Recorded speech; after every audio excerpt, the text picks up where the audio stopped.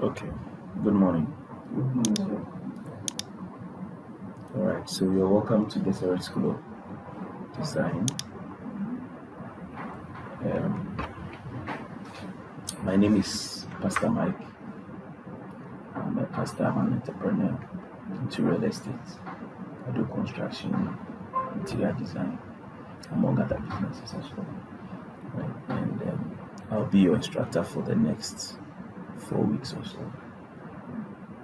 What's the duration you were told? 4 weeks, right? Yeah. Okay. No, it's not 4 weeks. It's 8 weeks. 8 weeks. No, Like eight. 4 weeks. Yeah, it's not 8 It's weeks. 4 weeks. This week is weekend. Yeah, It's not 8 weeks is the weekend class. So yours is 4 weeks. But it's the same thing. The number of times you meet in a week is more than the number of times the weekend class meets in a week. okay. Yeah, so the weekend class meets once every week for that 8 weeks. So it's 8 sessions. You meet 3 times in a week. 3 times. Monday. So that gives you 12 sessions. And those 3 times will be Monday, Tuesday, Wednesday, No, Monday, Wednesday, and Friday. Monday, Wednesday. Yeah. I thought you had all those details. No, You didn't get all those details. They explained to me about what I had from the beginning is Monday, Tuesday, and Thursday. So it was Oh, no. It's Mondays. You were told, right? It's Mondays, Wednesdays, and Fridays. That's the weekday. Yeah. okay. Okay. So I'll be instructor for the next 4 weeks, and just as I've introduced myself, I'd like to know you. Someone is supposed to join us online, so they also introduce themselves once they join. So if you can kindly introduce yourselves, so that I'll always like to create that family conducive environment because you don't know what business you as a class can collaborate on.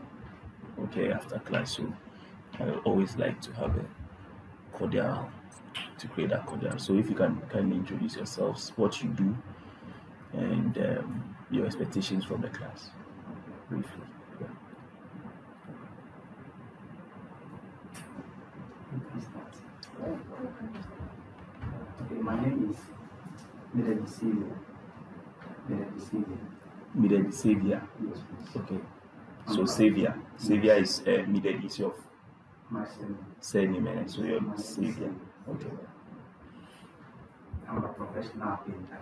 Okay. I'm CEO of Media Operations. Okay. And your expectations from the class. Okay, from the class, I'm expecting at the end of the class, I will be able to design interior for people that will bring me more clients. Business. Okay. All right. Nice. I'm Liwina Liwina. Nikita Nimle. Okay. So is it? Am I getting it right? Liwina or Niwina? Liwina. Okay. Like my sister, right? Okay. So Liwina Nakita. Nikita Nimle. Dimble, okay. Yes. Um, so for me, basically, I started as a real estate agent. Okay. So I started developing love for interiors because I realized sometimes I have clients they want to do curtains or do this, Yeah. and I was like, okay, I could actually use this Yeah. as to my advantage, Yeah. and that's another side Yeah. hustle. So yeah, I also developed passion for interior design. So my expectation after this class, I should have, like a broad knowledge about interior design to be able to Use it as your business. yes, and hustle get some contracts. That's good. Very good. Okay. All right. So please, the one online. Are you here? Are you on? Hello.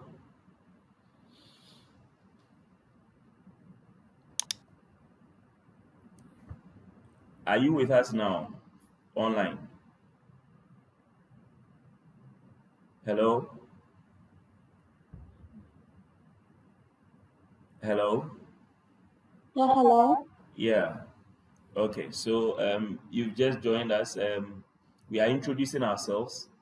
So if you can also Yes, introduce sir. yourself to us. I'm Pastor Mike, your instructor, and we have Okay. two students here, Xavier and Luina or Nakita. Any of those would do. And then so if you can also kindly introduce yourself to us. Okay, good morning. Good morning. My name is Rebecca Adepa Obey. Say again.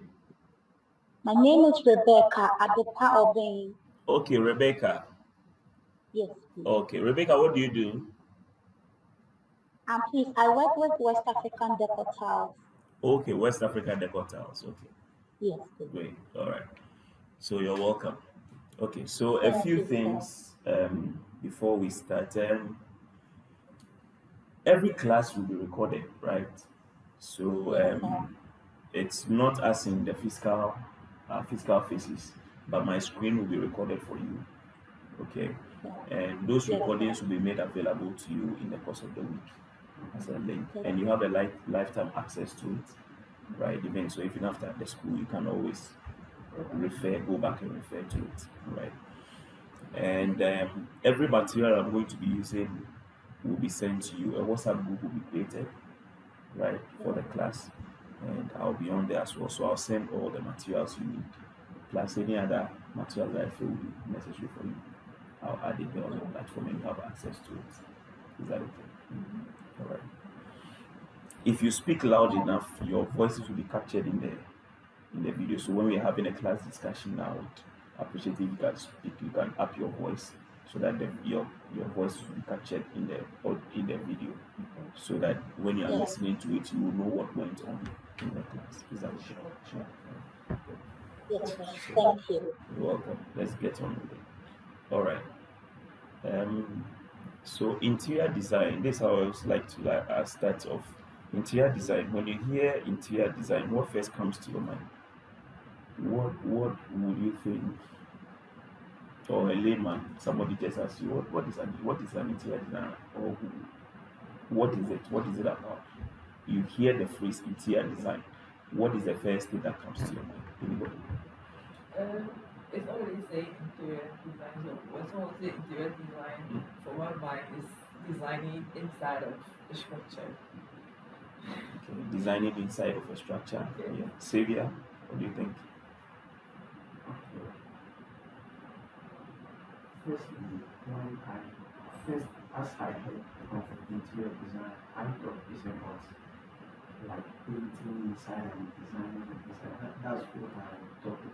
But I did small research about how the interior design is, and I realized that it's not all about painting. It's about anything that you can do to design the like placing of the chairs, the getting the blinds, the seats, all of them are part of the interior design. Even carrying and selling to lighting, all of them are part of the interior design. That's what I came across. Okay. All right. Not bad. Rebecca. Yes, sir. Yeah. So any what comes to mind when you hear the phrase interior design? What first comes to your mind? When I hear the first interior design, the first thing that comes in mind is looking at a space and then making it beautiful to how it suits you or a client. Okay. Making a space beautiful to suit your client. Good. I like all of your suggestions. That's good. So when you talk of interior design, right? Interior design is simply the setting up or designing of interior spaces. Okay, to make it one functional. Okay, to make it fit for a particular purpose, and then to make it how do you call it, aesthetically pleasing. That is the beauty or beauty, make it beautiful, as Rebecca mentioned, right? I want you to notice three things there. We said it is the setting up, okay, or designing of interior spaces to make it functional, aesthetically pleasing, and then to also make it what fit for a particular purpose. Now, this everything that we are going to be learning in this place, right? All the things I'm going to teach you, all the things that are going to come up, right? If you forget anything at all, don't forget these three pillars, because that is the foundation of your your learning. It is going to advise what you will be doing as a professional interior designer. So when you take a space, you are not just going there to paint, to just arrange chairs or do anything. No, you are going there, one, to make the space functional. What do we mean by functionality? Functionality means that you are going to make it easy for use, right? Efficient for use, to serve whatever purpose it is for. The second thing is that you want to make it fit for a particular purpose. And then the final one, then you can add the beauty. You see the order in which I've arranged them. I said functionality, right? Specificity of purpose, and then you can bring in beauty. So we are not just going in there to make the space beautiful, no. In fact, that is even lower down our pecking order. The first thing that should be on your mind is to make it functional. If it is beautiful and it's not functional, it's not serving its purpose. The second thing is that every space that you enter, there's a purpose for that space. Okay? And so you are designing not to suit you, you are designing not to for designing's sake, you are designing it to make it functional for that purpose for which the people want to use it for. Right? And then finally, you want to make it beautiful, aesthetically pleasing.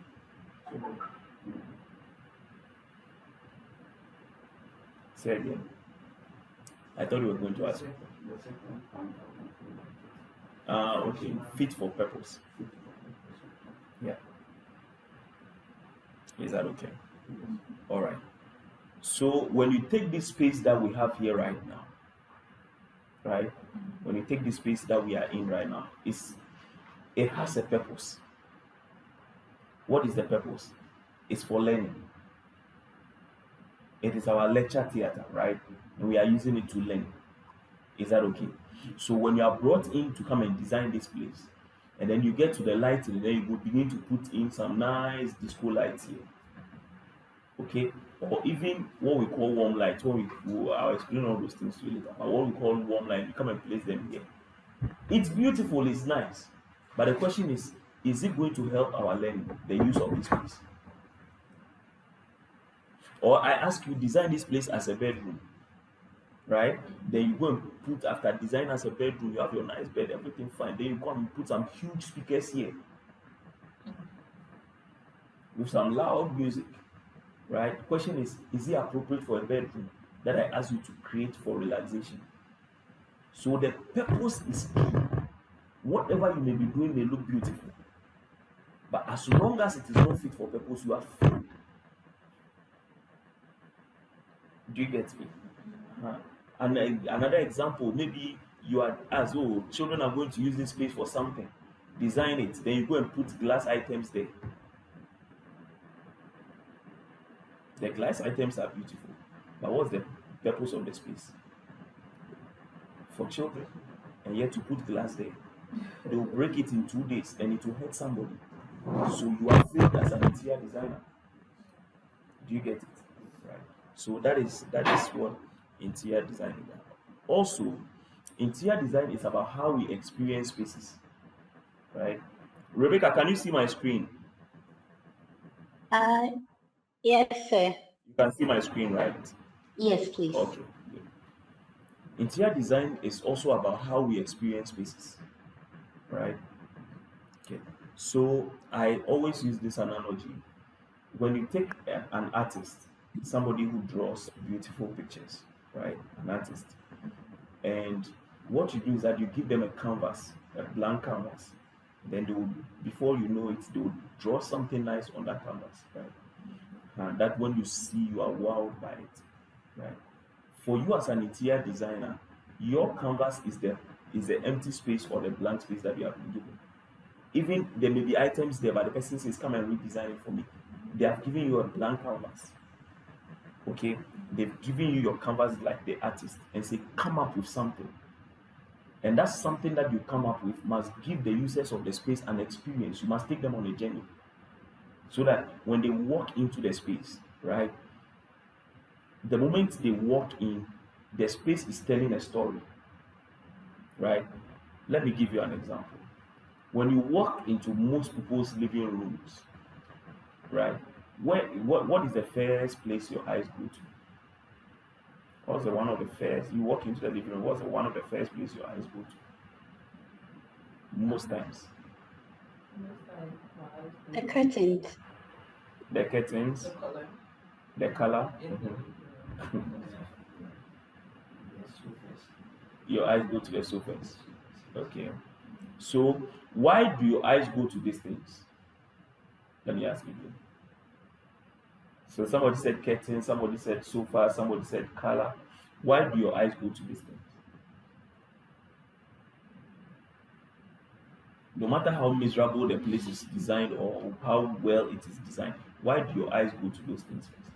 That you personally, when I enter a living room, the one of the first place your eyes will go to for me is the media unit, the TV unit. The unit. It's one of the first place. Why? It's because okay, when you design a room, right? Like the artist, you are telling a story. Okay, so you can enter a space and your eyes are drawn to something in particular because the designer deliberately wants you to be drawn to that thing. So the thing pops or stands out, right? Then you look at it, then your eyes follow. Okay, then you begin to see some more art. Then okay, wow, look at the curtain. Then you follow. Okay, oh, look at the tiles. Look at this. Your eyes follow something directly, right?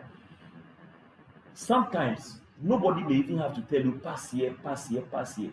By the designing alone, you can tell that this is how I'm supposed to follow from here to that place. And you see, your eyes are led along that storyline. What they are doing is that they are giving you an experience. So somebody, his own house, you have designed it for them and they are using it on a daily basis. And it's like you have designed it such that every day they have a new experience in the space. Literally. That is the work of an interior designer. You are meant to give people an experience, meant to create an experience using ordinary items in the space to tell them a story. Is that okay? All right. Please, if you have any question at any point in time, ask. Stop me and ask, okay? Yes. Yes, please go ahead. In interior design, Mhm. you need to pay less attention to some of the things inside so that you can give more attention to other items inside. Like for instance, when we use the TV unit Mhm. as an example, when you have TV unit, the seats and curtains, all of those things probably draw your attention, but you need to give less attention to some of the items in the space. Not at all. Nothing is less important. They are all equally important because they all have different roles to play. When we come to the elements of interior design, you understand why even a small item like this little plant that I'm holding here, artificial plant, small as it may be, it's adding something unique to the space. Do you understand? Something very unique to the space. Every details counts. Exactly. So nothing is unimportant. However, what happens is that depending on the concept you are creating, you see where the concept you are creating may make some things more important than others. Do you get it? Yes. So it all will be based on what concept you are trying to create for your design. That will then push some things to the background and then bring some things to the fore. Is that okay? Yeah. All right. Now, another question is, why do we even need interior design? Why do I need your service as an interior designer? And you are going to come across this a lot as you go out onto the market there. People are going to ask you, I mean, I can go to town, buy my own things and come and put them in my space. Why do I need you? Why do I need your services as an interior designer? Okay. There are 1,001 reasons why you would need an interior designer. However, these are just a few that I'm going to espouse upon, right? Uh-huh. To give you reasons why interior design is necessary, why we need interior design. Okay, right. So the first thing is that interior design creates a lasting first impression. Okay, so have you walked into spaces where you've seen maybe a restaurant or a hotel or something, or somebody's office or somebody's house, and you're like, wow, you live there, and you're like, wow, did you see that place? Wow, did you see? Wow. You are, for the next 3 days, you are just talking about that person's space. Why? It was because somebody deliberately took their time to engineer what you saw that has left a lasting impression with you. So what happens is that when you as an interior designer, professional interior designer, walks into a space, by the time you are done, right, you will leave a lasting first impression. And that is the only reason for which most people are looking to have the best spaces, design nice, so that when people walk into their space, they are like, wow, Charlie, the place is nice. Oh, they want that affirmation from people around them, from friends, from family, right? So you want to leave a lasting first impression, okay, so that people will be talking about your space. Exactly. So one of the things that interior design is needed for, and you can tell the client that, wow, by the time I'm done with this place, you will have people talking about your space. Is that okay? The next thing is that it increases the resale value of the property. Okay. Take this empty space we have here right now. By the time I ask you to design it and you are done, based on the things you buy, the design concepts, your professional touch, and all that, by the time we finish with this place, the value of this room would have gone up. If it was 10,000, it will go up to 15,000, right? So your work as an interior design would always increase the resale value. If the client decides that today, after you've done this work, I'm going to sell my property. If yesterday they were going to sell it for 500,000, by the time you are done, they'll be able to sell it for maybe 550,000. The resale value will go up because of the kind of design you would have done and executed, the things you buy. It will all add to the resale value of the space. Is that okay? Right. Then the work of an interior designer also maximizes the space. You maximize the space. Okay. So we know that especially in the past, right, we had our beds in our bedroom, and then underneath the bed, right, you have you pack your shoes there, and it collects that. That's one of the places that collects dust more than anything, cobwebs and dust and all that. Is that also good? Yes. For you as an interior designer, you want to maximize space. Okay, so one of the ways could be that underneath that bed, that space will not be left. But your bed will be designed such that drawers will be underneath that bed. So you can open the drawer and maybe clothing or something can be packed in there. So that where a bed could have been for another closet or another cabinet is saved for something else. Now that underneath the bed that was useless, now it has become useful. So what are you doing? You are maximizing the space, making maximum use of the space such that your users of the space will enjoy enough space, yet you've given them a lot of things to provide comfort and functionality for their daily functioning as well within the space. And that is what is expected of an interior designer. A normal, ordinary, a layman will just walk into a space, just do any kind of arrangement, right? But you are not just going to do any kind of arrangement. In doing it, when we go to the elements of interior design, I will explain that a bit more. You understand? But you as an interior designer, you walk in there And one of the things you are thinking about is how do I make the most use of this space to give them the best things in this room, and yet they are still able to function around. People will not be bumping into each other, right? Or you don't have to move something to before you can pass, and yet all the beautiful things are also there at the same time. Okay, so you are maximizing the space. Okay, the next thing is that you maximize the budget of the client. You maximize their budget, right? How do you maximize the budget of a client? You maximize the budget of a client by buying the best quality items at the lowest price based on your experience. You will know what will serve what purpose best. You will know what item you can get, right? That will serve the purpose of maybe something that was more expensive, and it will be the same quality because of your knowledge. Do you understand? Another thing too could be that you see, you buy from vendors, these outlets. Now, when you buy from, and I believe Rebecca would when you buy from West Africa, you said West Africa Deco, right? Rebecca, okay, I think she's not there. So the company like this, when you buy from the tiles from them for by period, you become a regular customer. And you see, because you have different clients, you are buying frequently. So what happens is that they will give you discounts based on the scale and the quantities you are buying and your frequency.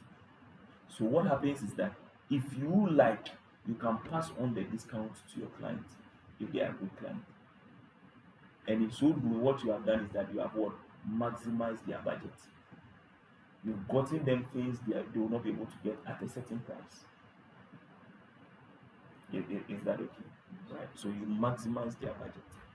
Another thing is that it adds functionality. By the time an interior designer finishes with the space, a space becomes more functional. There's something we call ergonomics. Ergonomics. Ergonomics simply means human comfort, making a place comfortable for human beings. So you are designing for human beings. So functionality simply means that by the time you are done with the space becomes very comfortable. They sit in their sofa, this is nice. They walk on their carpet, wow. They look at their raiment, wow. They look at the colors, it's all pleasing. What you are doing is you have made it very functional for them. People can walk by and they will not bump into each other. Everything is what? Functional. What you have done is that you achieve functionality for them, right? Then it adds safety. So you see the lines along which an interior designer is thinking. You are not just going to design, you are designing for safety as well. As a painter, you're asking yourself, what kind of paint am I going to get my painter to paint?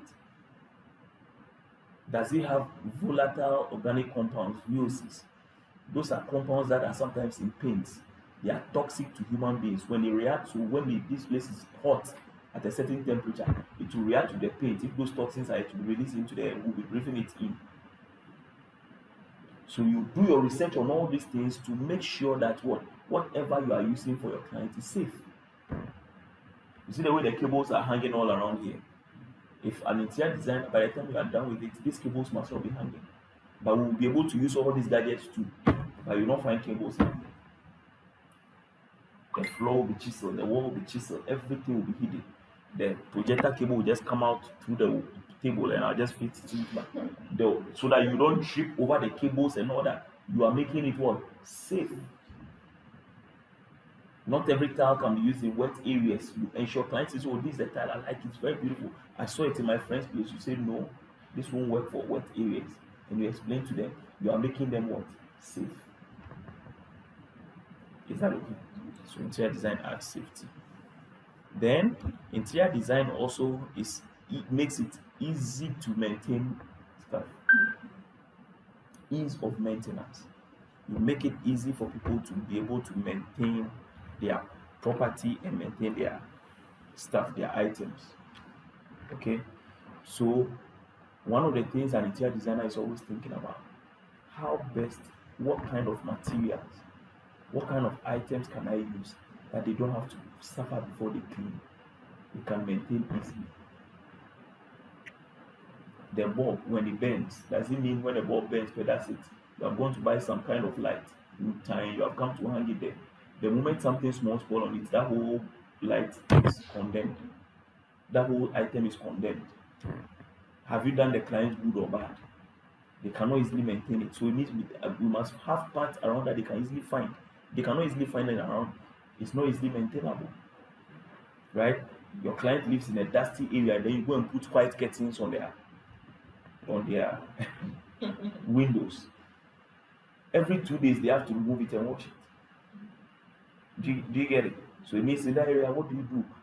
You use something that is more appropriate, right? So that it is easy for them to maintain. So one of the choices are ensuring that what at all times your clients find things easy to maintain. Okay, your client will always find things that basically are work easy to maintain for them. Is that okay? All right. Then the next thing is that you save them time and money, right? If I give the job to you, I can use my time to do something else once you do that. So I'm saving you what? You are saving me time, right? You save them money. I've done an example for you when I spoke about maximizing the budget. The same thing, you pass on discounts to them, you find them more durable items for them. You are saving them time and money. Maybe if they want to go and buy something else, so they see something, okay, this nice, they just go and buy it. But you will find out, no, this thing is not of a high quality. It's expensive, but it's not of a high quality. So you go and look for a better quality that will last longer for them. What you have done is that you have saved them money. They could have wasted on something that is not durable, then they will be every year they have to change it. But you are able to get them something that is durable, and for the next 5 years, it's working perfectly. Do you get it? Yeah. Is it light or full?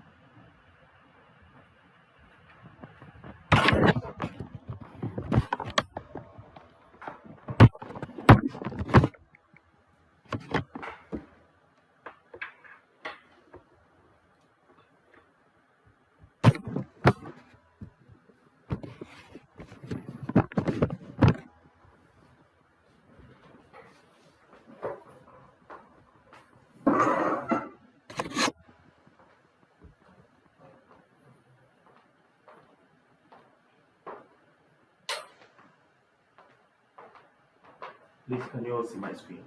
Yes.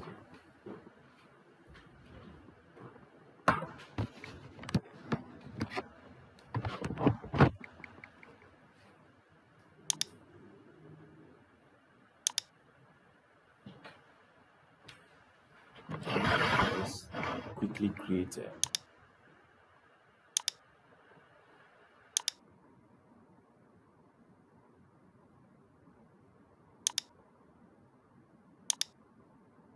okay. So let's continue. So the interior design process, what does interior design entail? What is the process like? So typically, if you get a job or an interior design job or project, what does it entail? What do you do, right? Typically. Okay. So the first thing is a client brief.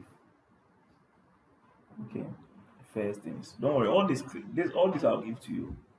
Once they create a platform, I'll send all this to you. Yeah, so you have access to all these things, but you can still jot your notes if you want. Yeah. The first thing is a client brief. Okay, I'll go into it right now and explain that to you. Then we have what we call the site visit. Okay, that's a progression. Then you create what we call a mood board, right? Which is a collection of samples for a client. Right?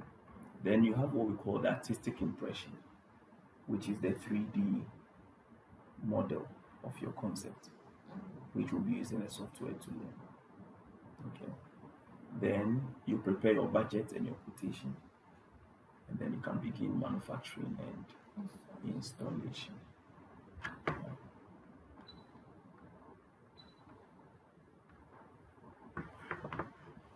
So basically, this is the process for a client, right? For a client's work. Now, what is the client brief? So the client brief is this is when you are meeting your client for the first time, right? Your first meeting with your clients, or maybe it could even be your family member, your friend, you know them, but you are meeting them professionally for that particular business for the first time to talk about it. Okay, and it's a briefing. You want to hear what the project is about. What do you want us to do? What are we designing? Right? What is the size of the project? So you're asking questions to get information. We'll go into all those details later. I just want us to do briefly. Then, so what else? Do they have some samples? You can collect those samples as well, right?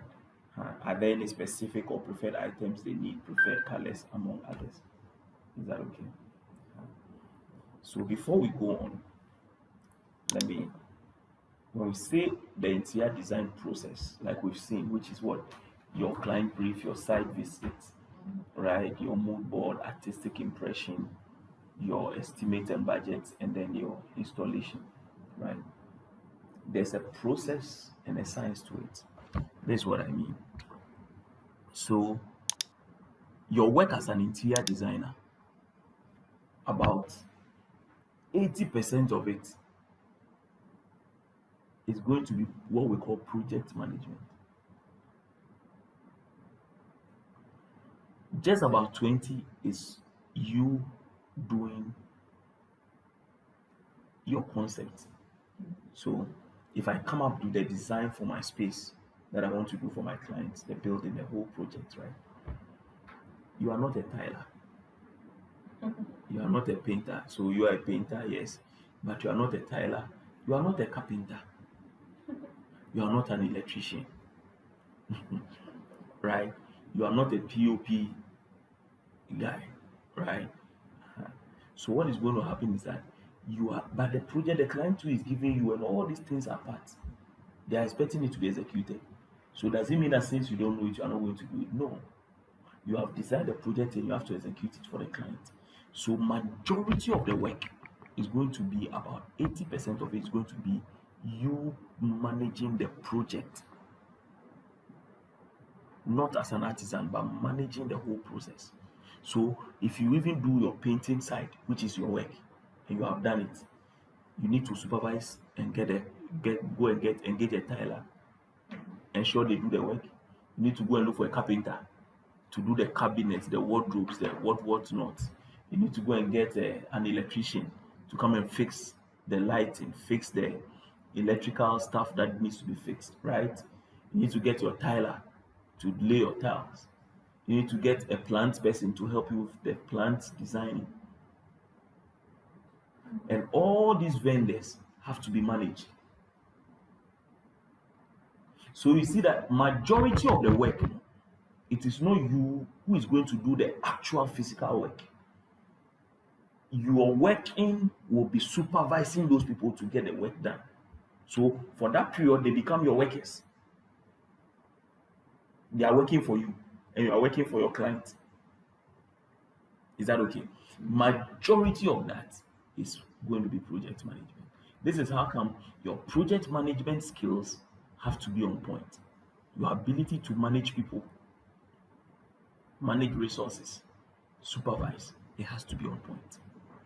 And that is the reason for which we have to branch and come and deal with managing an interior design project. What does it entail? What goes into it?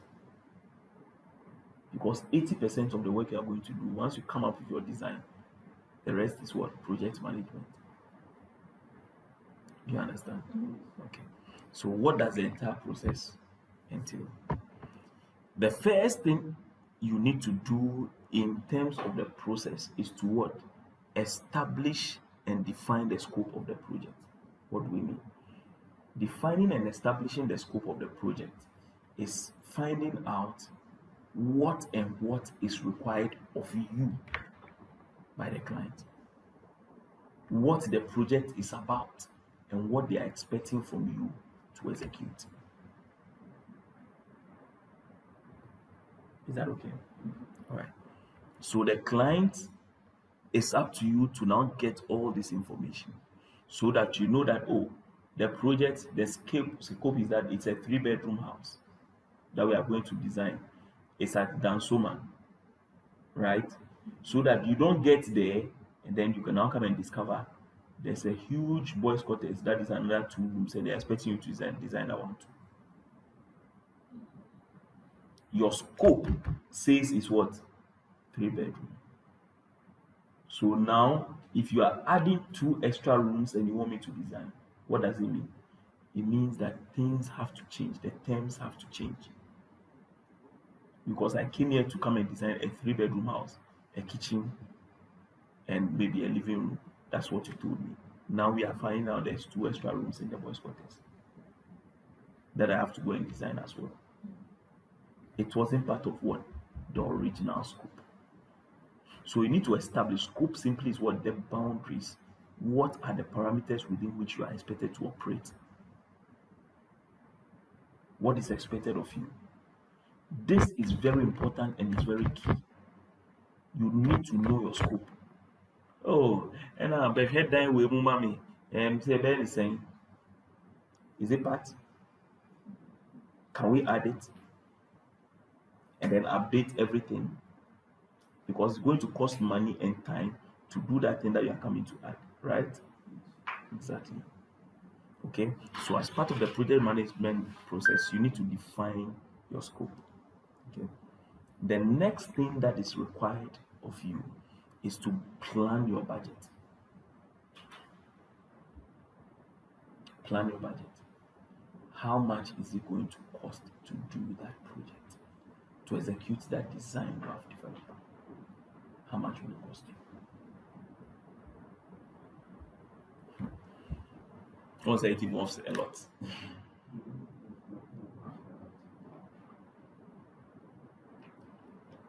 Okay, so you need to establish a detailed budget, okay, of everything that will be done. Have a plan. Okay, woodworkers, if they are going to be metal workers, they are going to be tilers, they are going to be masons, they are going to be that, they are all coming to do their part, right? Everything must be planned. Everything must have a cost associated with it. What are their fees? What materials are they going to? So it means that you need to get the electrician to give you a budget, get the carpenter to give you a budget, get your painting budget, get your curtains budget, put all these things together and present to the client and let them know what their cost will be like.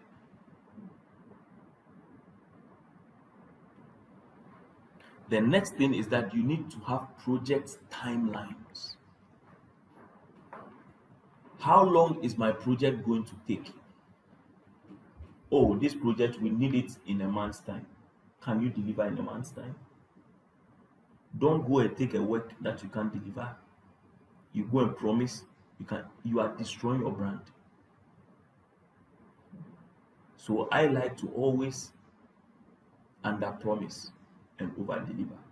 Can you do it in 2 weeks? No, I can do it in a month. If I'm able to do it in 2 weeks, you praise me for it, right? Because there are unforeseen circumstances. Do you know why? You are working with especially these artisans. You know your people already. Me, I'm going this. Oh, they are doing somebody else's job. And You need to know the kind of people. And they'll give you excuses. So you need to be sure that, right, you have some extra time. Just in case somebody disappoints 1 or 2 days, it doesn't affect you much. Right? Missy will tell you, they say my mother is sick. He's lying. He's going to do some job 2 days fast somewhere before, and he doesn't want to lose you. He doesn't want to lose that one too. He's going to do it faster and then come back to you.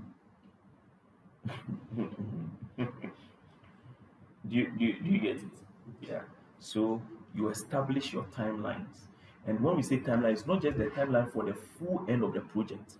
You need to have your timelines in between. the tiling and the painting should be done by so and so time. This one and this one should be done by this one time.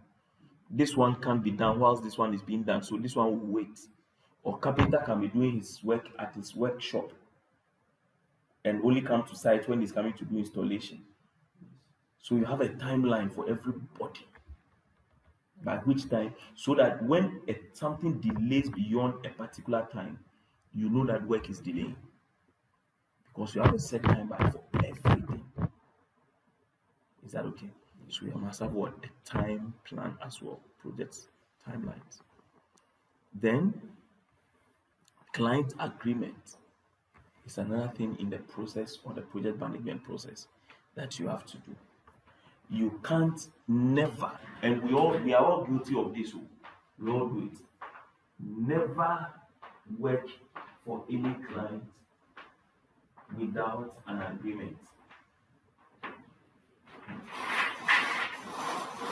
I know in Ghana it is normal for us to assume. It is normal for us to assume that, oh, once I've spoken to you and you've told me, oh, come and do this work for me, it's okay. So I jump on it. You are looking for the money, so you just jump on it, beginning to do it. That is how come we are always finding ourselves in trouble. Create a simple form. It doesn't have to be something complicated. Fill the client's name. So you want me to come and paint your house? It's a 2-bedroom. You are painting the bedrooms, all the bedrooms, the living room, kitchen, and outside. And you are supposed to pay us so and so amount. Simple agreement. Sign. I sign. You give them a copy. You keep a copy.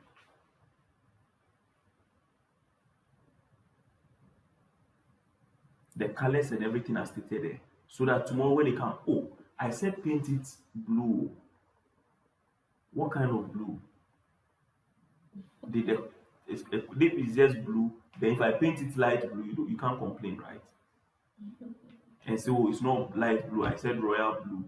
Our agreement can tell. That's not gonna be a worker every time. Oh man, can you say? So sign something. When they are not paying you to, that thing is proof. Do you get it? So we always don't do an agreement, and it's always hurting our businesses. But if your business must grow, if your business must do the right things, then it means that what? You can't take it for granted. Do things properly. And it's part of the project management process. Ensure that what? You have an agreement. Sign something with your client. Okay, so have something on your laptop. A simple agreement that you have done for one person. And today's day and age, I don't expect you to really struggle with doing that thing. Oh, it's closing this one. I can just have you in the half. Yeah. Is there any agreement from that we can use as a have to look at how? Okay. I'll see it by the end of the course. Just keep reminding me so I can get you something like that. Right. So it's very important for you to try and do an agreement, simple agreement. Okay. If you go to your phone right now, the WhatsApp that you have AI there, right? You know you have. Yes. Those are the things. Just ask AI. Create a simple form for me for my painting business. Yes, it will create something simple for you. Then you use it and type it nicely into a nice Word document on your laptop. And funny enough, you just be changing it with the client's names, and that's all.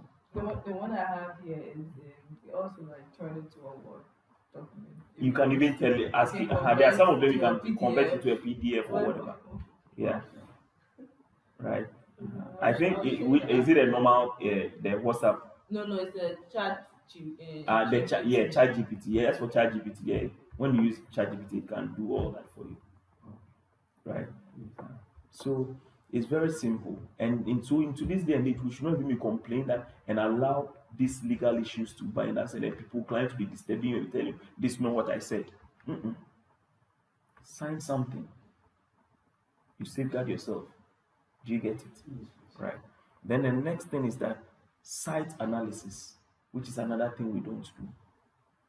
Don't wait for the day of the project before you are now going to check what um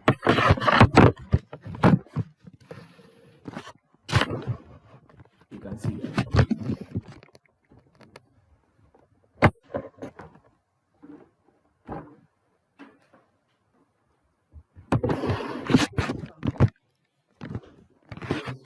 Yeah, okay.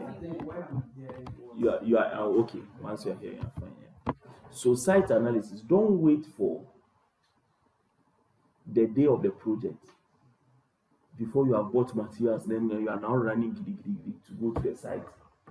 What if it rains that day? What if that day by the time you go it has rained, the place is muddy, the track is that you are bringing, it can't go on to that place, or you don't even know where to eat. You are bringing something heavy, you don't know where you are going to pass with it. So go and do a site analysis. Go to the site, apart from the site visit and all, go to the site. Okay, so on the day, since we are coming, we are bringing A, B, C, D. When we come, where will the truck pass? Where would it park? Is there space for us to be able to use this thing through this door? Can we bring this out? So if we are going to a story building, we are taking this thing, then means we need to hire a crane or an escalator to carry it through a window. You need to have plan everything so that not on the day that you are going to execute the job, you get there, now you are stuck. So do a site analysis where what can fit in, what cannot be done, what can be done also. So you have a plan. So you are never caught off guard. Do you understand? Oh, client has already, they've already tiled their compound or paved it, and you are coming to do your interior design work for them. And then you are going to bring a big truck to come and drive on that tiles on the compound. And then the tiles get broken. Who is going to take care of that cost? You get it? So you go and do a site analysis. Okay, if I bring a certain weight of a certain car and they drive on it, it's going to break. So it means that we need to park outside and pack the things through the compound because they've already done the tile on the compound. Do you understand? So you do a proper site analysis. That is what makes you professional. That is what sets you apart from other people in the same industry. Your clients will love you for that. Is that okay? Because you always have a plan for everything. The next thing there is what? Your concept development. This is where now you can now sit down and plan the design for the project. We are going to have a bed here. We are going to paint the place green. We are going to have our accent wall here. We are going to have our TV unit here.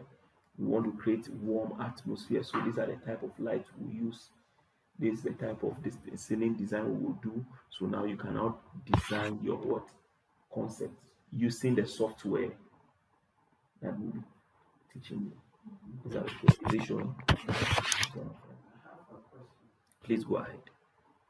What are the species that you mostly introduce one white if you want to? Okay, so can you write the question somewhere when we get to lighting?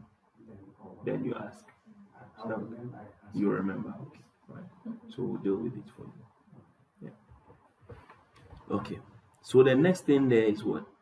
Is material and finish selection, right? Now at this stage, you have done the concept, the 3D design.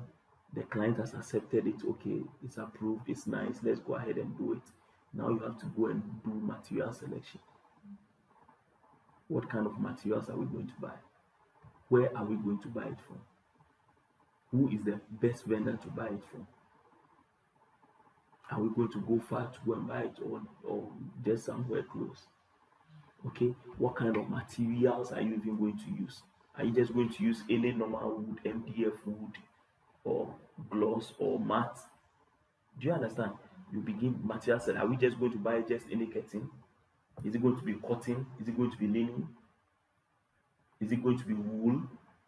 You need to make a decision, right? You need to make a decision on all these things. So you don't just get up and go and begin to buy. You make a decision on all these things together with your client. Because the client will always have to approve what you are doing so that you don't end up making a mistake, getting something they don't like, right? And so, okay, if your plan is to use woolen curtains, you need to let them know. Why woolen curtains? You explain to them. If they buy into it, good. If they don't, you move to something else or you take up what they want to do. Like in normal instances, is it good to use women like curtains? That is just an example I was just mentioning. But if you use woolen curtains, it will make sense because wool air can it's more aerated than something like silk. Cotton is also more aerated. But the thing is that for curtains and things like that, most people will not use cotton. Well, some people do, but most people will not. It's a combination of cotton and another material, just to make it cheaper. So it's a combination of cotton material and something else. All right. The next one is what? Construction documentation. So you need to document. Now, the work of an interior designer doesn't have much to do with the structure. For instance, if I'm coming to paint, I'm not really coming to break a wall or anything. It's more of finishing. Is that okay? However, there are instances where a client may need you. Can we cover this door here and change it and bring the door here? You are coming to do interior design work, but they feel you can get this one too done, so they want to add it to you. Ideally, what you should do is to bring a contractor into play, a professional to handle it. Because you don't just get up and begin to cut a door here into this wall. What if cables go through it? What if plumbing goes through it? So even if you bring the construction person themselves, they are not just going to know. They will bring how do you call it? An MEP engineer. They will come and look, okay, where does the piping pass? Where are the wirings passing? If nothing is in here that they can be able to cut before you go ahead and begin to cut. Are they going to use machine to detect whether? Yes, some of them have machines they use. Yeah. Plus, if you have the MEP, most builders ideally they should have the MEP plan, but most people don't do it unless you are doing the high-rise buildings that they mostly do. But every building, these small ones, you must have the building plan. You must have an MEP, that is mechanical, electrical, plumbing plan, right? You must have your civil structural plan, the structural plan before the architectural drawing, and that will tell them where everything is. Okay. So before you cut it, if there's the need for documentation, you go and do your documentation. Is that okay? You are doing renovation, you are doing expansion. If there's the need for documentation, go to the local assembly. You have to do that. That's the documentation stage. Then we have the contractors and suppliers. Okay, so the next thing is that you need to manage the contractors and suppliers. I've mentioned this already. You can't just go to sleep and leave them. Carpenter is doing the work in their workshop. That doesn't mean watch them or see 2 weeks time they'll come and fix it. So you are sitting and waiting. No. Every 2 days go to his shop. Go and see if he's doing the work. They'll wait down 2 days to time before they start doing the work. Come and now install it, they are not coming. Or when you don't go and check. When there's any mistake, you don't know until they bring the finished work to the site, come and install. Before you say, this is not what I said. But if you are going to their shop, you can notice the mistake early and it can be corrected before it gets finished. So your work includes going to the shop, supervising, ensuring that things are being done appropriately by your contractors and suppliers. Hire the proper ones And when you hire the proper ones, pay them well. And when you pay them well, supervise and ensure they are doing the work. Is that okay? All right.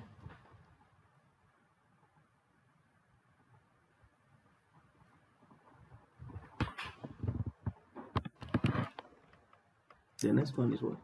Project management software. That one is not too important, but I put it there. If you have a software for managing your project, it's fine, it helps. Like Microsoft Projects, okay, where you can use it to plan your schedule, timelines, and all that budgeting. But for if you don't have your normal exercise book and your pen and your paper, you are good to go, right? I don't use software BI for the project management. Then you have your regular communication. Communicate with your client. Don't leave them in the dark. You are doing some. Give them feedback. Send pictures. Go to them. Oh, this is where we have reached. Let them know them because what they are dispensing with a lot of money, right? You need to keep them in the loop, informed. This is where we got into. Oh, tomorrow or next week we'll be starting this thing.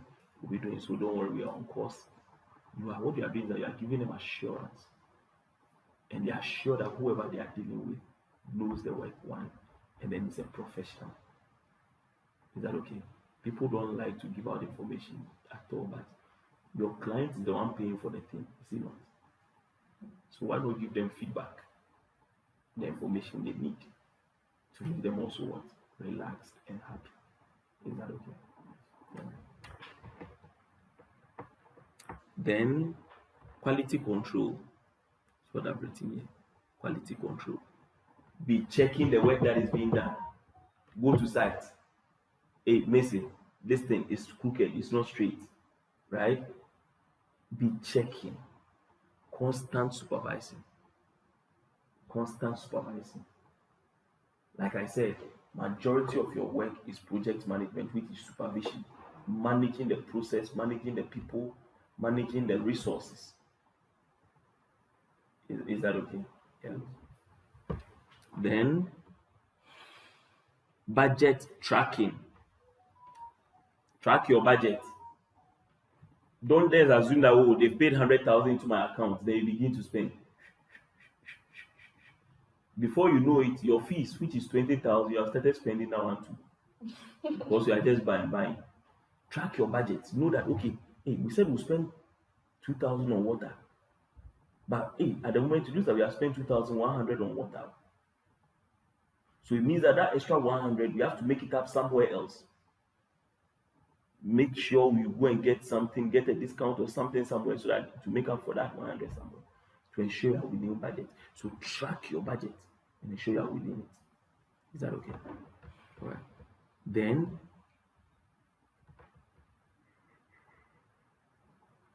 furniture and decor installation. So this is where you go to install all the things that you have manufactured. Is that okay? Then final walkthrough is another thing we don't do, which is very important. I think that as the light come, I saw something like flashlight. It came and went off. We have something like a how do you call it? Final walkthrough. Okay, it's something most businesses don't do. What do I mean? When you are finished, go with your client, walk around the project, let him inspect everything. That's the final walkthrough. To be sure that whatever you have done is correct before you leave there. So that you don't go now they are calling you, no. Let them supervise what you have done. Agree on a deal with them, let's go, let's inspect the project. Is this what you are requesting for? Let them check everything is working. Okay. So that tomorrow when they call you that something is wrong, it's not coming from my end. We supervise and we check everything, didn't we? And we give you approval. Right. Then documentation and closing. Documentation and closing. So make sure you file all your necessary documents. Receipts are where they should be. Accounts have been kept. Is that okay? Then the next thing is that what? Do a post-project evaluation.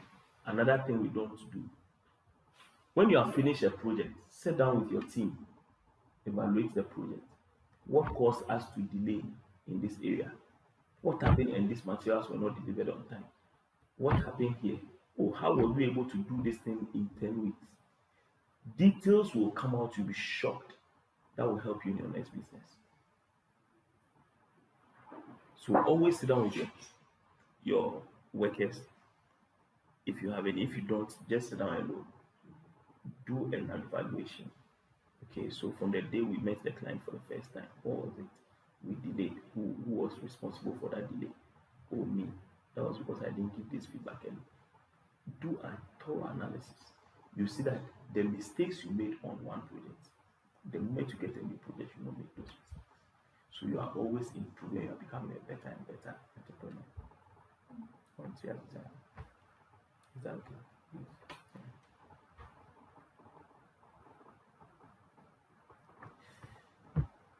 Good. So based on this, I want us to look at something else to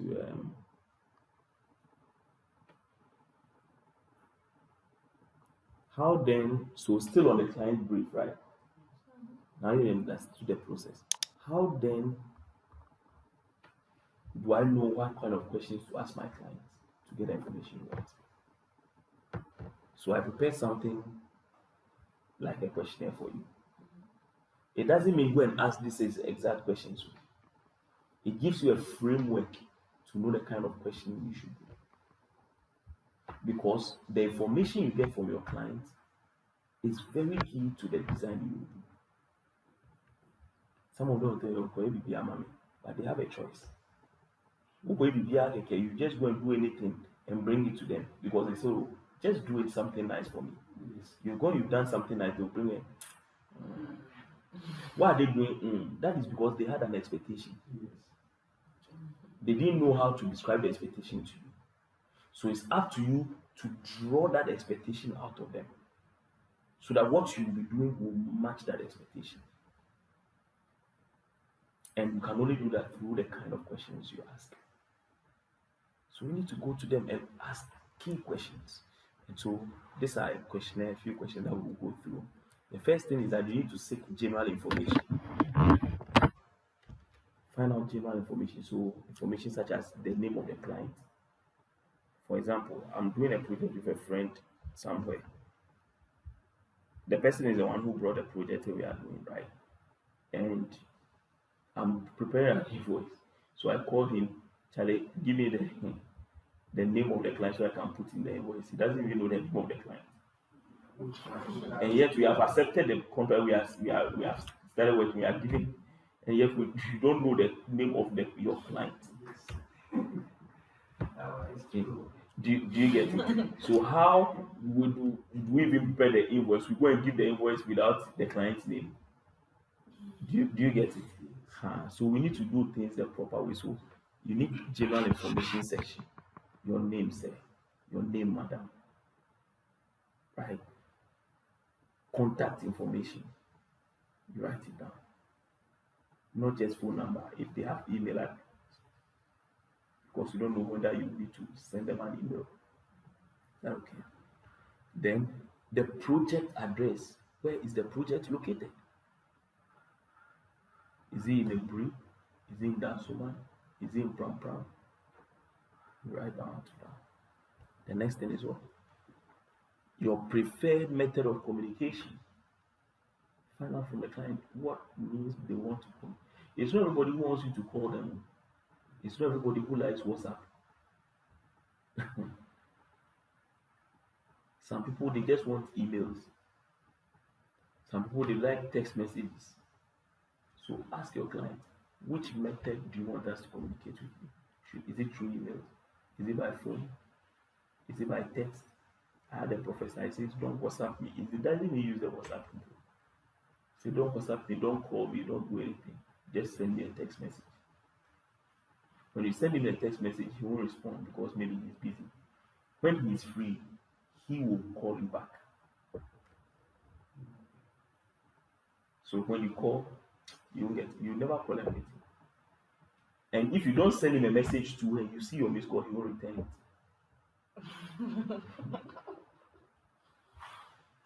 So send a message. Once he sees the message, He will call you when he's free. Is that okay? I'm going to have this procedure. Everything. I told you I'm going to give you. Yeah, I'm going to give you everything. Let's take a 5 minute break. Let's use the opportunity. Let's take a 5 minute. We've given you some time. Let's start.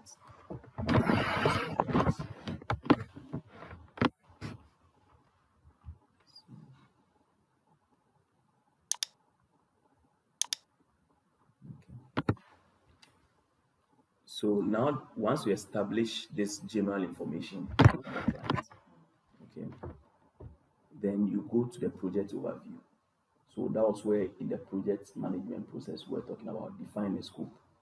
So these are a kind of questioning you can build a questions around to get the information you want about defining.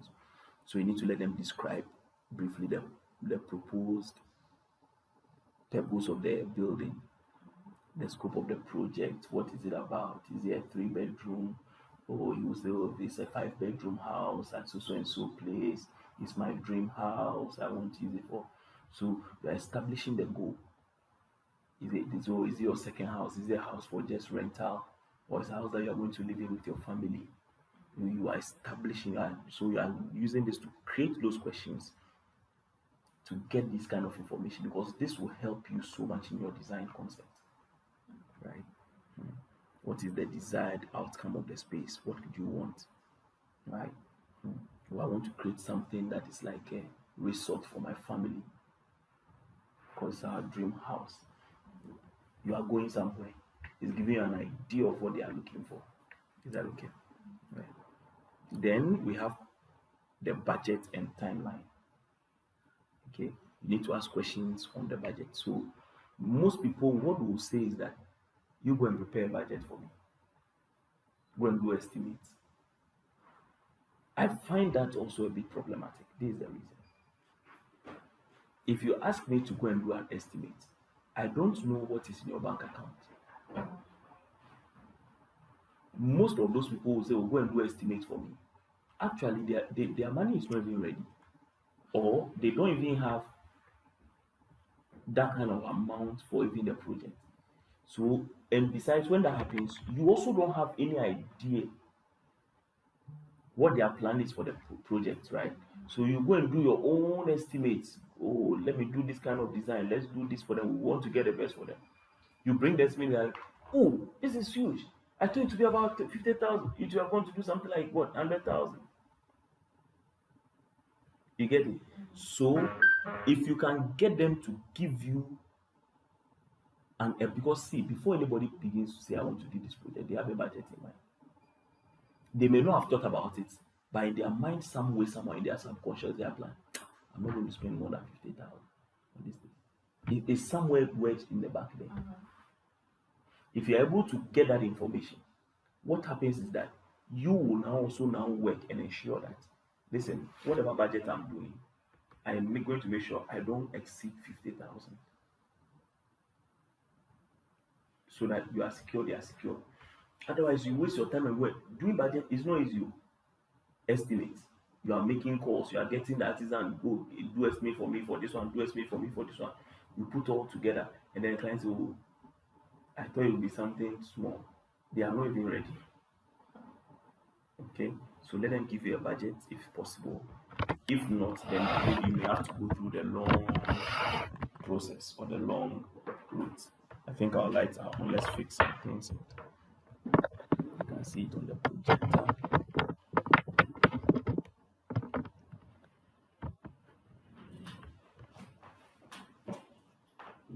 Belinda also in class with us, like, Belinda. She Yeah, also really. like, okay, Rebecca. Is that? Since she's not asking me a question. I think she's gone off. Because I was asking her the question. It looks like she's gone off.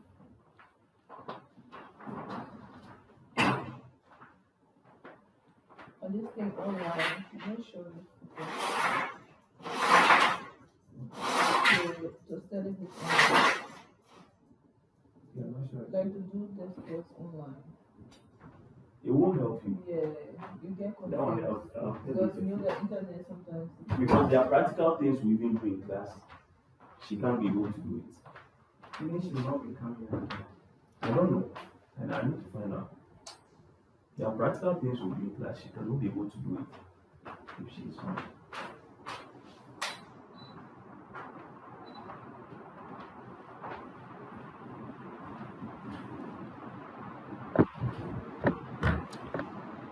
As we wait for the AC to cool. Okay, so let's continue.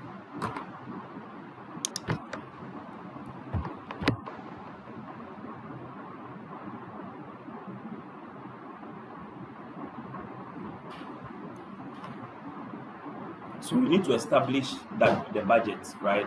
And then the timelines. Okay, the client will definitely, oh, I want it in 3 months time, I want it in this time. You need to establish all that, and you need to be able to deliver or negotiate. Maybe we can't be able to finish it at this time. Can we do it this time? You need to establish all that through questioning. It's interaction. You understand? Okay. Then another thing you have to do is that you need to establish the lifestyle preferences of your client. Okay, you need to establish their lifestyle. These things are very important too. This questionnaire is very important because this is what is going to advise you on what you are going to do for your client. Somebody is a family person, they like to just be at home and relax. It's going to affect the way you design for them. Somebody too, they like holding parties every weekend. Their design is going to be different. So you need to establish a lot of things before you start designing. If you are designing for somebody for Airbnb, designing for somebody that they themselves are going to stay in, design for somebody that they are going to use for rental, it will change everything. Is that okay? So you need to ask quality questions that will get you the information. Then again, you need to also understand that you can't ask all the questions in one sitting. It's not possible. The first meeting, you will get some information. Subsequently, you may have to be asking more questions through phone, WhatsApp, or even meeting the person again. You understand? A number of times throughout the project to get more information so you know what you are doing. Is that okay? Changes will also come. They may tell you something today, oh, I like the color blue. The next time they will, oh no, can we change it to red? Changes will come along the way. Okay, so you need to have that open door that you can always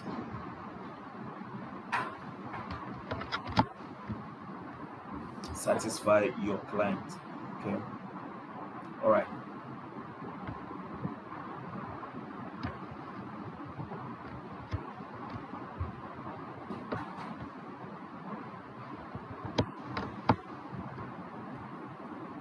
So lifestyle and preferences. How would you describe your lifestyle? Right? You need to find out. Are there any specific design styles or themes they prefer? So they'll tell you, oh, I want something old school. I want something modern. I want something simple. They are telling you something. When you go to interior design styles, you understand. They are telling you something. Because whatever the case, people have choices. So somebody can go, do you do anything for me? It's a lie. When you go and do anything for them, you bring it. If you go and do anything, you bring it right now, they'll tell you, nah. No, they told you do it. They told you you just do something for me, right? But it's a lie. They have a preference.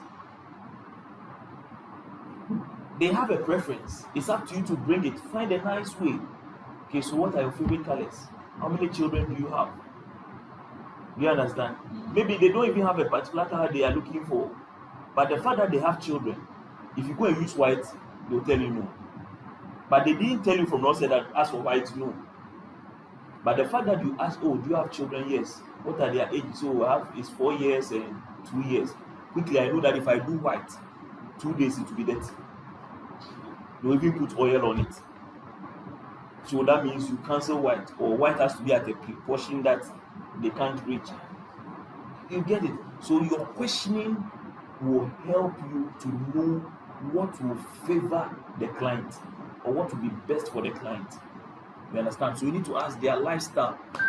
Do they have any particular styles? Do they have any particular colors they like? Do they have current existing? Somebody, they have already even imported some furniture already. So you need to go and see the furniture or whatever it is. When we wall art, see it and see how you can incorporate it into the design. Because maybe that furniture will change the design concept you have to come up with, the color combination and all that. So if you already have the thing, you need to check, you need to see pictures of it or go and see it. Take pictures of it, then you know how to incorporate it into your design. Is that okay? Right, very, very important. Right. Then we want to find out functional requirements. What activities will take place in the space? If it's an office, is it like an office that is just reserved for the CEO and his secretary? So the CEO is, so mostly a lot of people don't come in because maybe the CEO is only his visitors and then the secretary. Or it's a place like a reception, everybody is coming in and out of that place, so it's busy. So the kind of tiles we use for those two different spaces will be different. The kind of sitting arrangement, everything will be different simply because of the use. So what activities will take place there? What are the functional requirements? Do we need a lot of space? Do we need a lot of storage? Do we need a lot of seating? Do we need colors that are attractive or colors that make you feel relaxed and bored? All these things, your questioning will help you based on the activities that will take place there. Is that okay? Yeah. Then the special considerations. Are there any architectural features that need to be highlighted or addressed? How do you envision the flow of the space, right? So if they have special needs for the space, you need to understand it and then utilize it. You get it? Oh, we want a lot of sunlight. Okay, so it means that we don't have to use thick curtains that will block the sun. We have to use loose curtains that they can easily open, or loose curtains that what light can shine through. You get it? So if they have special considerations, you take it on board. Lighting preferences. When we do lighting, you understand who have some lighting preferences. Technology and automation. Some people, they want everything to be technology. They want to be able to sit in their office, take their phone and switch on AC at home, so that before they get home, the room is chilled. You don't do that. Say again. Switching on your AC at Oh yeah, your phone. there's a way of automating it. Mm. And then you have a some companies, some of the AC brands, they have a software. So you download a software onto your phone, and the code is there and it's connected to the item. So you can, instead of using a remote, you can do everything from your phone. Just go onto the software. And those is special AC or this normal AC. Some of them are just these normal ACs. But what the company manufacturers do is that they develop a software. Do you understand? So maybe this AC that is there is what Broom. So Broom will develop a software. So once I come and fix this AC, right, I'll download the software onto my phone. So once you enter the software, maybe there's a code for this particular AC. So I'll just enter the code onto the software, and that's already my phone will be connected straight to the AC. So I can control the AC with my phone. You get it? It different. If somebody wants to use a remote control to open and close their curtains, Yeah. so we need to find out all these considerations. We don't want automation, doors, everything, anything they want automated. You need to do that for them. So you need to ask questions. What's the level of automation you want? Technology. You need to find out. Sustainability and environmental preferences. Right? You know now people are eco-conscious, environmental conscious. They don't want daytime you are switching on AC and all those things. They want to just open windows so air can. So everything they want it. They want to think about its impact on the environment. The table, who made it? How is it man? Is it recyclable material, right? Or just a one-time use material? No. So they want to find out all these things. So if you find such a person, you need to ask questions and get that information. Maintenance and durability. We've spoken about it already. Do you have a busy lifestyle? Yes, I have a busy lifestyle, so I don't have time to take care of things. So it means that the materials you use for such a person, it should not be material that it's difficult to take care of. They just take something, they wipe it, no, it's clean, it's fine, they're gone. They don't want plants that they'll be watering. Use artificial ones for them. Easy to maintain. Do you get me? You need to find out all that information. Then inspiration and references, that is, if they have pictures of some items, somebody has gone to Pinterest, they've downloaded some stuff, and they want that same stuff in there. Let them give you those pictures, then you can incorporate it into their design. Right? Approval process. You need to ask them, how do you want? Some people want to be involved in everything. Before you even hammer a nail, they want to give approval. Before you go and buy something, they want to give approval. They want to be involved in everything, so you need to find out. Some people, oh no, just go ahead and do everything for me. Right? Those who have money, they don't have time. They don't disturb. The people who don't have the money, they are the ones who give a lot of trouble. They want to be involved. Everything. When you go to the palace mall to go and buy the towels, take pictures, send to me. Stand there, take video. I want to see the video. Which ones are there? They want to see everything. Someone told me this is 100 cities. How is this 120? 120. They don't have money. They like to disturb me. Then, if there are any, this one put it there, just if there are any previous experiences they've had, right? You need to find out so that you can know, you also don't repeat those mistakes. Simple like that. Okay, then I put here, when you are going to your client visit, so the first client meeting, the client brief, right?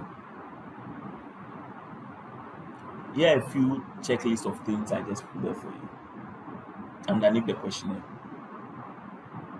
1, have a branded attire. It's very nice. Do you know why? It's free advert for you. Free advert. You wear your nice t-shirts. It's branded in your company name, right? It's free advert for your business. Okay. Otherwise, I've put the optional. Otherwise, dress nicely and go. You know, in the real estate environment, right? Our things are expensive. The budget for things are always high. Before somebody says, "Oh, let me give you 50,000 to do this work for me," the thing is, they are looking at you. This person, if I give this 50,000 to this person, will they return? Can they do the job for me? Does this person look like somebody who has handled 50,000 before? They will not tell you, but they are assessing it in their head. So go prepared. It's better you go looking professional. If you are not wearing your branded attire, wear something nice and decent. Something that they will respect. And say, this person is responsible, is professional. That's why I put the branded attire there. Do you get me? Right? It makes it easier. Even the Bible says it. When Samuel wanted to go and anoint David, right? When he got to David, when he saw David's brothers, David was not around, and David's brothers were coming for the anointing. When he saw David's older brother Eliab and the rest, he said, "Oh, someone was saying this, surely is this one." Then the Lord told him, "Don't look at the outward appearance. Man looks at the outward appearance, but as for me, God, I look at the heart." God was giving us a key there. He is telling us that as for humans, that is the way we judge. As you are sitting, I cannot see your heart, I cannot see your mind. You cannot see what is going on in my head. Can you? So I can only judge based on what I see. And if I'm meeting you for the first time, I don't have the opportunity to get to know you better until maybe second, third time before I get to know that, oh, this person is not just what I see on the outside, but this is their character. Do you understand? So on seeing you for the first time, the only way they can judge is what they can see. That's for human beings. Do you get it? So always go appearing proper, right? Then number 2, go with a notepad. What do I mean? Imagine you are talking to me, right? And I'm holding my phone. And as you are talking to me, okay, so you are telling me something, right? I'm doing this. How will you feel? You feel like you're ignoring me. You feel like I'm You're not ignoring paying you. attention. Meanwhile, maybe what you are saying is what I'm typing. Because maybe I came with my iPad or my phone and I'm typing everything we are saying in the meeting. But as you are talking to me, you are looking at me and all I'm doing is so much better. You feel like I'm chatting with somebody. It looks disrespectful. So the best thing, go with your phone, your notepad and your pen. Simple. Simple. Is that okay? But I want to say this because of my experience. What if you have discussion with your plan, but taking your measurement, you feel like taking your measurement and feel. Is that also? Using your phone to take the measurement. Yes. That's what I used to do. When I use the tape measure to take the measurement, I calculate it in the phone and send to this phone. It's not a problem at all. That one you are talking about, that one is site. This one I'm talking about meeting a client. So this one you are not even on site.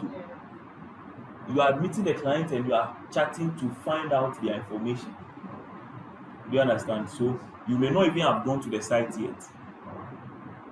The project site. This is a client meeting. There, I'm just giving you checklist of things you should have with you. Okay. So look at then your pen or your pencil. Sample work or your portfolio. They'll ask you, what work have you done before?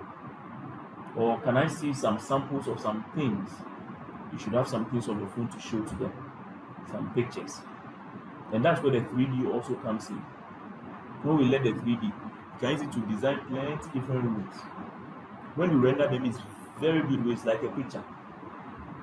They ask you, you can show some to them. Okay, so that you can show some, do something like this for you. Oh, okay, nice.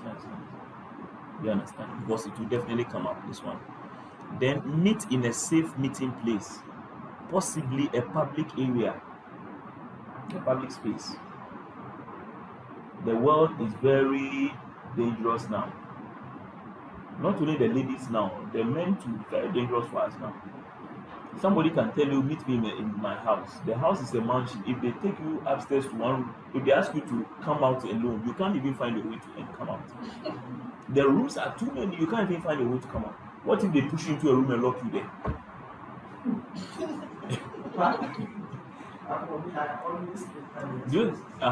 So what if they push you into one room and lock you inside?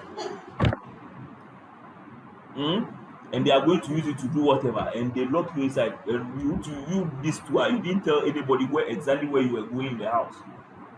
You just told them, oh, I'm going to work. You didn't tell them I'm going to Asima's place, and they push you inside the room and lock you there. Nobody knows where you are. So meet in a safe, but if you meet me in my office at 9, why 9 p.m.? I can't come at 9 p.m.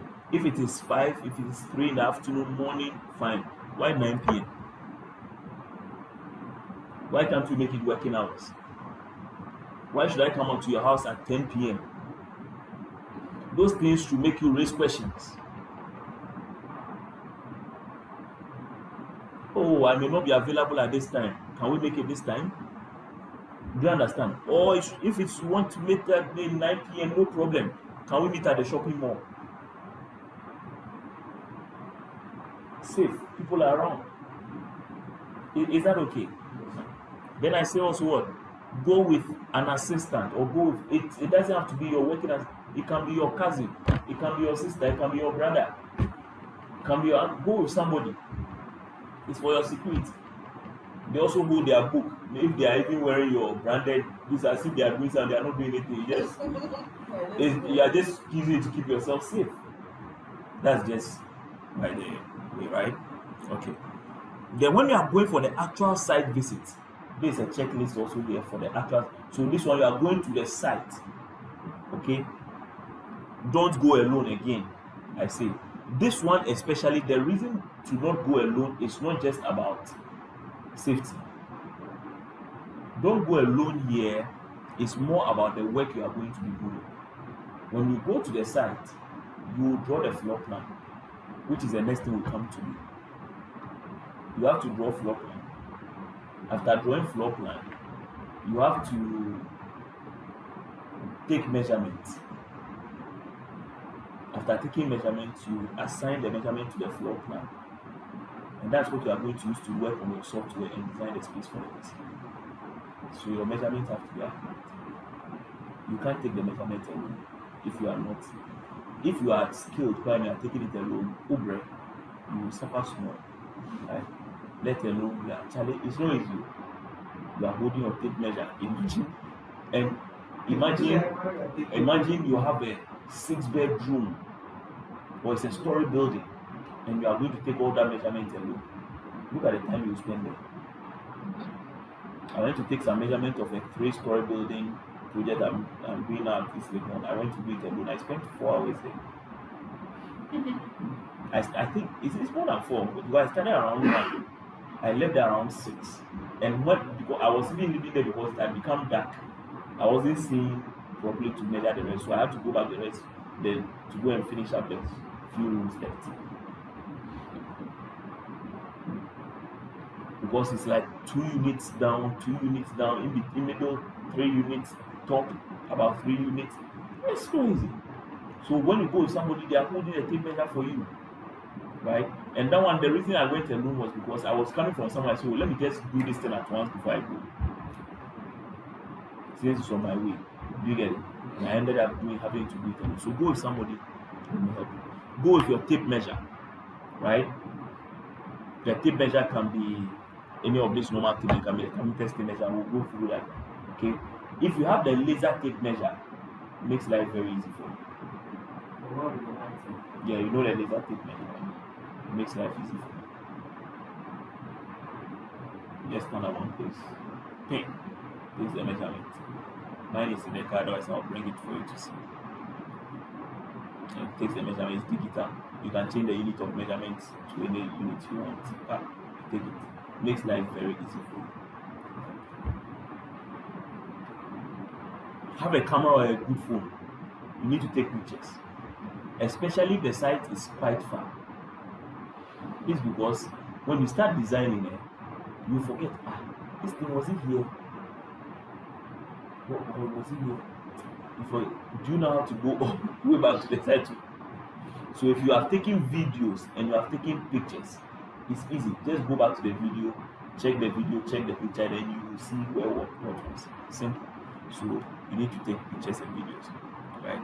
Go with your PPE. That means your reflector. You know your reflectors, your branded attire, right? Your helmet, appropriate footwear, especially if it's a construction place. They have not finished the construction. Do you understand? That's all the more reason why you have to go with your PPE. If construction is done, that one is not a problem. It's like a place like this. You don't need to go with your PPE, right? If the place is far, go with water for hydration, right? Go with your sketchbook and your pencils and erasers for your sketching. Is that okay? All right, that's good. So quickly, let's do measurements, and then people are coming to do some practical stuff for me. Okay. All right. So in Ghana, we have 2 systems of measurement. Not in Ghana, but 2 systems of measurement in the world. We have what we call the imperial, and then the metric. The imperial is feet and inches. That's what we refer to as the imperial. And then the metric is centimeters, millimeters, meters. Is that okay? In Ghana, our accepted unit of measurement is the metric. I said metric is which one? Exactly. In Ghana, our accepted unit of measurement is the metric. However, our artisans like using the feet and inches, the imperial. They like that a lot. But you can do it, but if you are doing a formal document, especially for permit and all these things, you have to do it in metric. Is that okay? So we are going to Metric inches. this imperial. Okay, so for the imperial, 12 inches makes 1 foot. And come here, I'll bring the tape measure and I'll explain it to you. Okay, let's do so.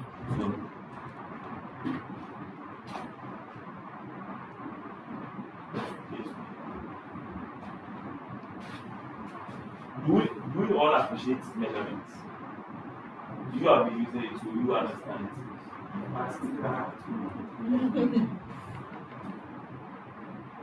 For the imperial, feet and inches, that's the one at the top. So this is what we call the carpenter's tape measure.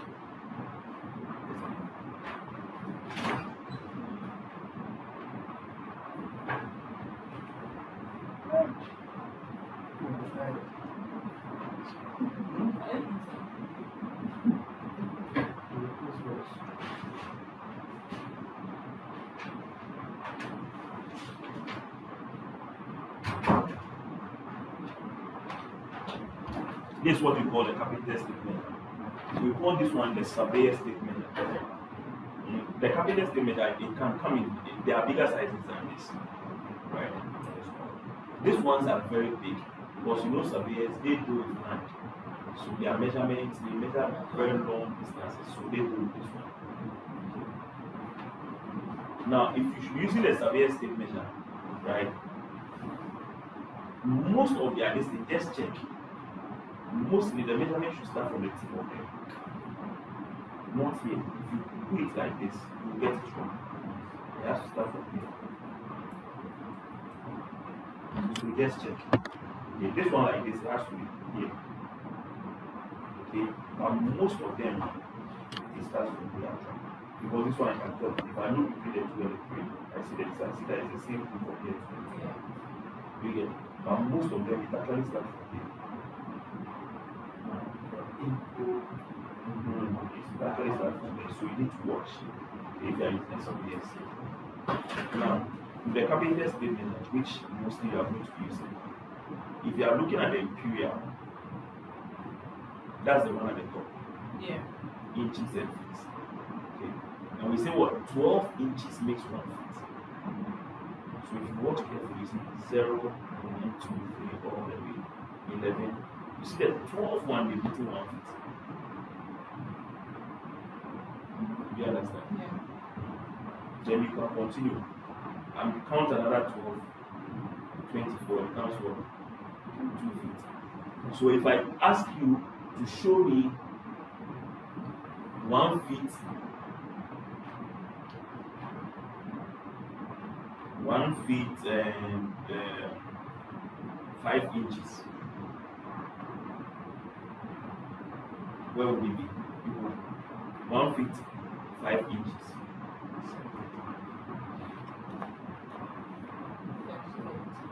70. Okay. So if I say 1 feet, 5.2 inches, where would it be?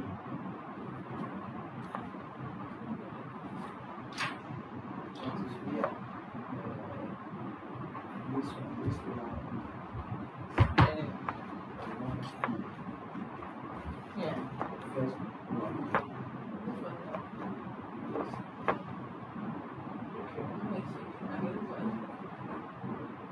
So this is 1 feet, 5 inches.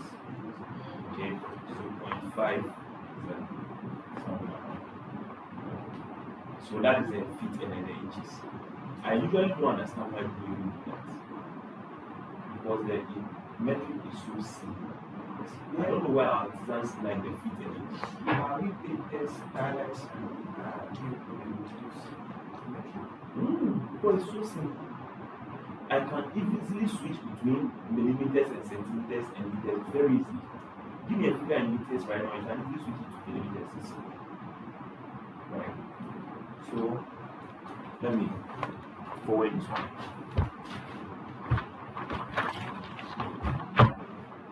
I think it can also be done with phone when you have calculator, because one calculator can do any kind of measurement.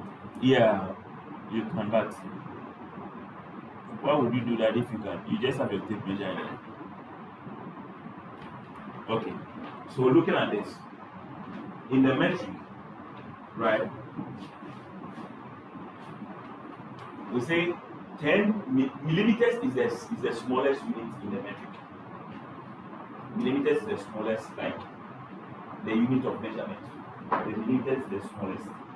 Is that okay? And the biggest is meters. Okay, so we say that if you are counting for centimeters, 10 millimeters will make 1 centimeter. Don't worry, I'll use this to explain. 100 centimeters will make 1 meter, and then 1,000 millimeters will make 1 meter. Do you get it? Let me explain it. Kindly watch. So the metric is the one down. Okay. Now, if I'm doing centimeters, okay, the centimeters is the 1, 2, 3 that you see here, 4, 5, 6, 7, 8, 9, like that. 10. That's the centimeters, right? So it means that 10 you see here in red is 10 centimeters. Now the small ones that you see in there is the millimeters. So it means that I need to count this small ones like that to get here. Okay, 10 of them will give me the 1 centimeter. So 10 millimeters gives me 1 centimeter. So if I count them, 10 of them gives me 1. So it means if I want to get 20, it will continue another 10 here. That gives me so these 2 centimeters is what? 20 millimeters. Do you get it? So it means that for me to have gotten to this 10 centimeters, that is how many millimeters? That's actually 100 millimeters. Do you get it? Then you can move on. Okay. If I go all the way, so you see the red, continue in the red. So this is 60 centimeters, right? 70 centimeters, 80 centimeters, 90 centimeters. So this 100 centimeters here is actually what? 1 meter. This is 100 centimeters. You see the written it in red. It's 100 centimeters. 100 centimeters is 1 meter.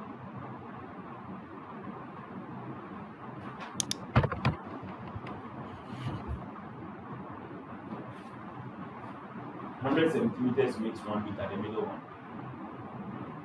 You get it? Yeah. So once I've gotten to this point, it's 100 centimeters, and that's actually now 1 meter. And this 100 centimeters, which is 1 meter, automatically is how many millimeters? 1,000. Let me just measure the 100 here by 10, and that is what? 1,000 millimeters. So you see how easy. So if you tell me 1.2 meters, right? If you tell me 1.2 meters, and I need to convert it to centimeters, I'll just add it 1 0. It becomes 120 centimeters. That's all.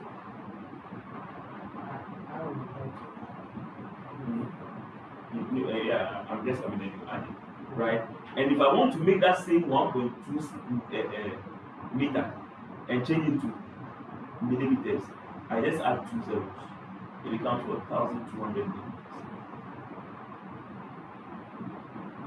You get it? Yeah. Say what? Millimeters. Any number from 10 to 90 is 0, so it's not up to 1, it's 0. you measure from here to say 50. That means 0.5 in meters. You get it. Yeah. So if I say 1.2 meters, you can show me where it should be. 1.2.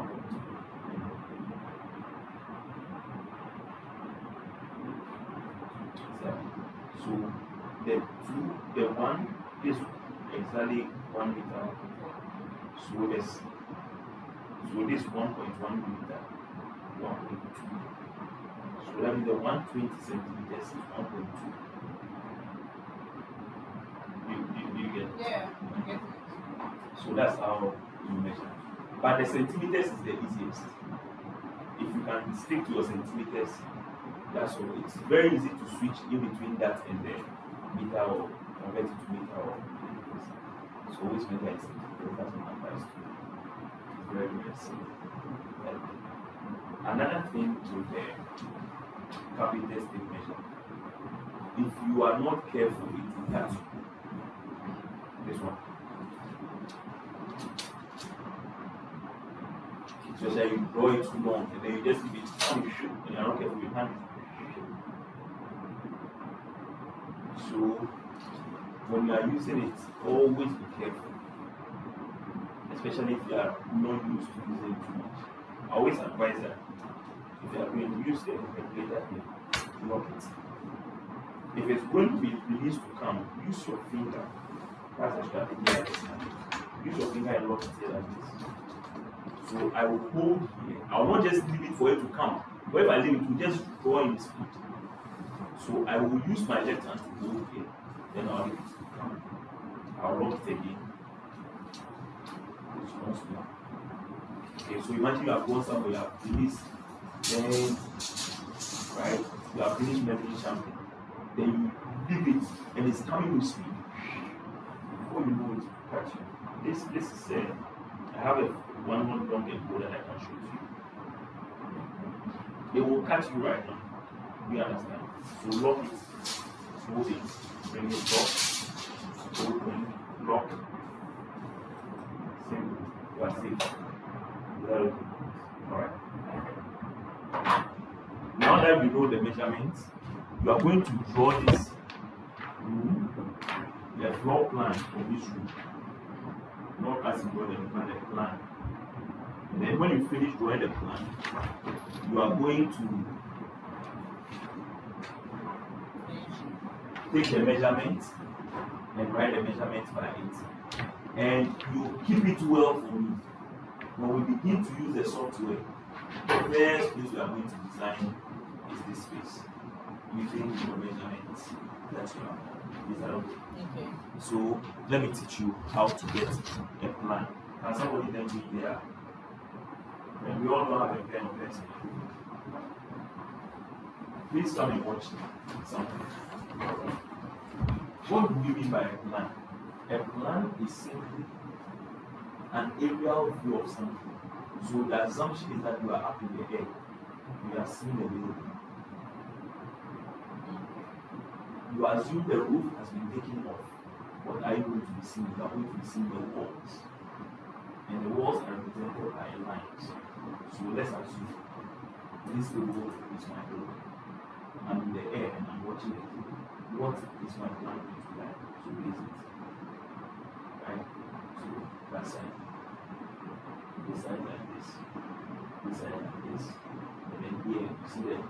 And that's how I see it in the air. There's no straight like that. This is how we represent windows. Door is how we represent it like this. You do a stroke and then an arc. The idea being that, excuse me, the idea being that when you are up in the air, you assume the door is open. Don't worry when I come out. You assume the door is open. Is that okay? So in the air, what you will see is what? The stroke. Then the arc that you put there is the axis of hook, like that. So if you look on the ground, you see it's been open for a long time. So what? It has created an arc there. Is that okay? So that's how you present a door in architecture. So you draw your floor plan, put the doors, the windows there, and then you work together to take the measurement.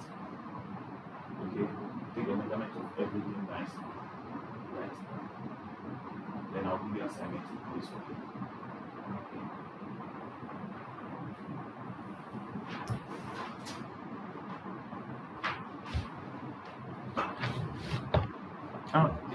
Are we starting now? Yes, now. Right now. So draw the floor plan first. We are measuring the length, the two lengths of the window. You are measuring the window. You measure the window. You measure the distance between here and the window because we need all of it. Interior design is different.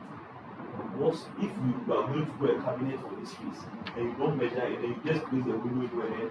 When the carpenter goes to do this thing, you go and do it, they come down and it's entry into the window. So you need to measure everything. Interior design is different. This small space from the wall to the You have to measure it. We need it. When we went to use the software, you see that we need all of it. Say again. From up to down, measure it as well. Yes, ideally, when you go to sites, you have to measure the height.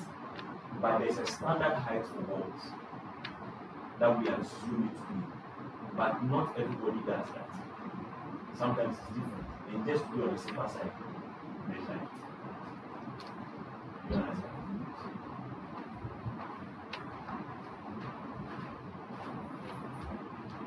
Yeah, okay. So we should draw. Yeah, so you are drawing. So just know your bearings. Which wall is which? Which wall are you starting from? Just know your bearings. And you see, when I drew the table there, you see, it looks realistic. If I went and I did something like this, your pen. If I went and I did something like this,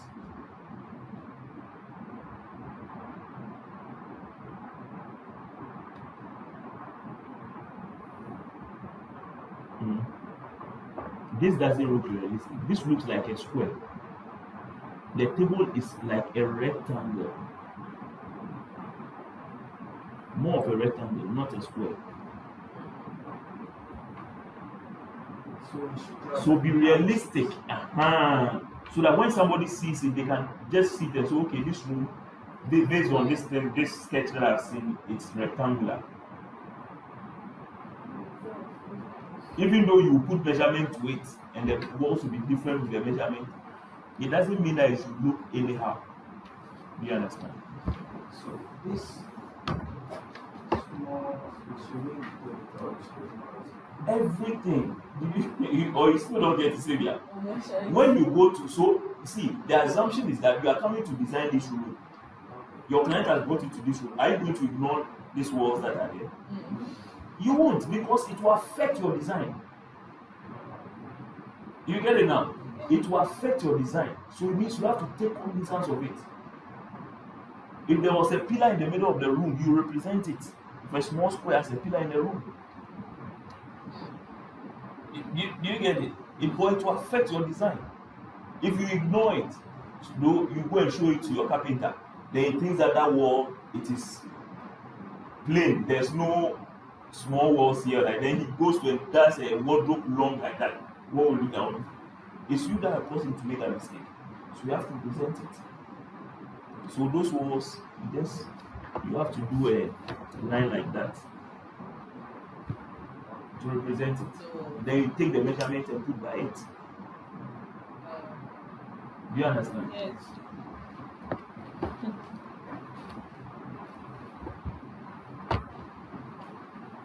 Your measurement when it comes to interior design and architecture, don't joke with it.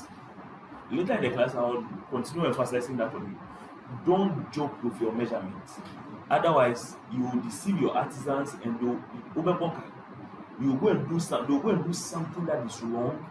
They bring it now, it's not fitting into the space. Is that okay? and the socket, everything you have to make it. No, the socket, that one you can ignore. Because you are not sectioning it. I'll show you what sectioning is. You finish this one, let me show you what sectioning is. This one is just a plan, it's not sectioning, so we don't need that.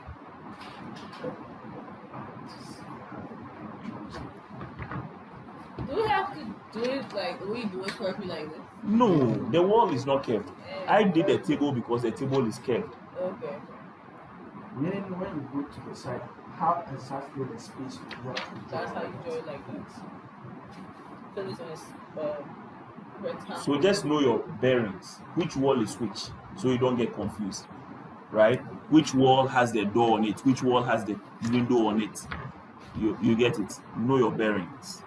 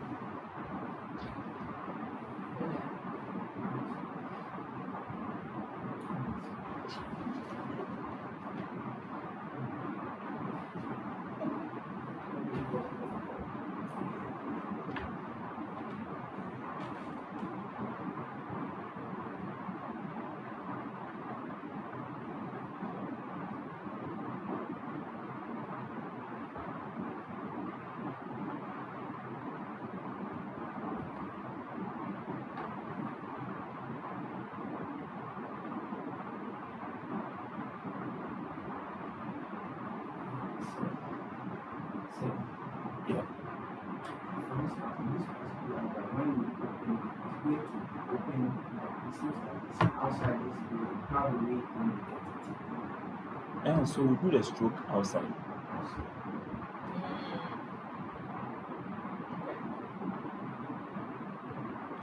Outside. How do you Just like you did a stroke inside, you just want to do it outside, and then you do the arc. Okay. Just watch the way it opens. Okay.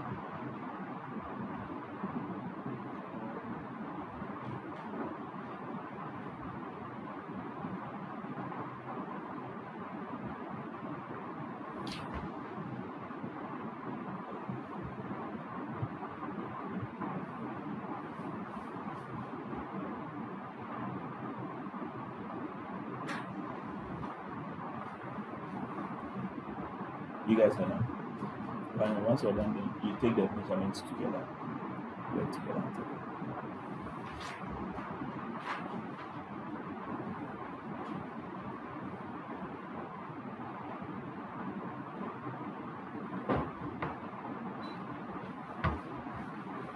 So how to indicate? Let's say you're okay. For example, I made a mistake here, right? Mhm. Not to make the work look messy.